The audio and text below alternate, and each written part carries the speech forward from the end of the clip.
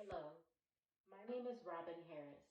I am a marine physical scientist who has been briefed on the recent issues on the beach of this area. Based on my scientific experience and research within this specific area, I would like to share what I have identified as the primary toxic chemical that is present in this water.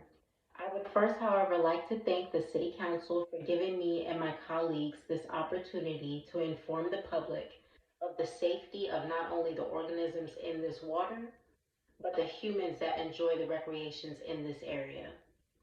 There has been a clear indication of death with various organisms on this beach, but unfortunately, an even greater abundance of fish deaths in large numbers.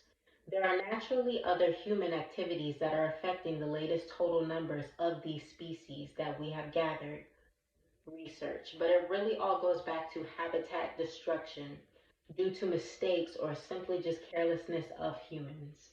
Some of these issues include sewage, land runoff, which is the water that flows from the land to the waters, ocean mining, littering, etc. And although these are all overall factors, the primary concern at this time is the recent oil spill in these waters. So that is what our primary focus will be today, as we would like to sign off on our mitigation plans after final approval from the city. The exact percentages of fuel oils may vary slight because they are created from mixtures of alkanines, alkenes, cycloalkenes, and aromatic hydrocarbons, as well as lower percentages of sulfur, nitrogen, and oxygen compounds. The chemical formula is C10H20 minus C15H28.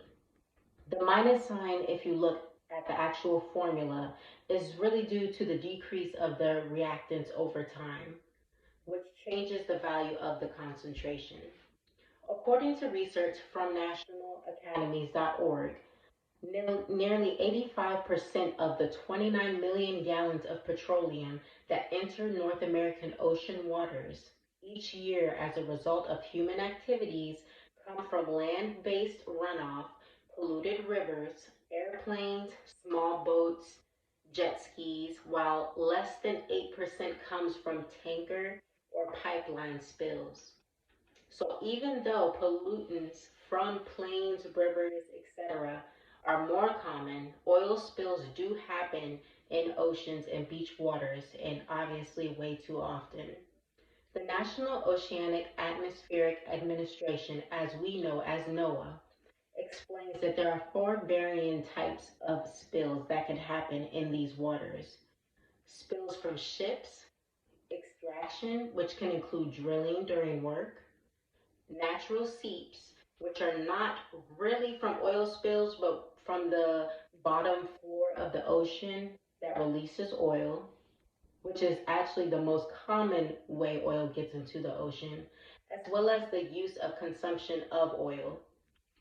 Unfortunately, the fuel oil specifically enters the fish's cells and ultimately damages and or kills them. So just a little fish background for a better understanding. Fish have two metabolic processes. One is catabolism and the other is anabolism. Researchers define catabolism as the process of breaking down metabolites to produce active energy. This is the opposite of anabolism, which creates new body tissue to assist with growth, physical fish maintenance, and ultimately reproduction. The impact of this fuel oil reaching the beach waters, as we now and even within the last century, are greatly detrimental to all organisms. As with fish, they can negatively affect the metabolic process in many ways, including irregular heartbeats, suffocation of the fish, gastrointestinal tract, reduced growth in the fish itself, fin erosion or damage due to fin rot, and even a decrease in the reproduction of future offspring. The entire fish is obviously impacted physically by this toxin. However, a primary cellular location that is greatly impacted are the proteolic enzymes, which relate to the digestive system in the fish. These specific enzymes' objective is to break down the proteins. And research has proven that the method of controlling this particular enzyme is its shift from inactive to active states and vice versa.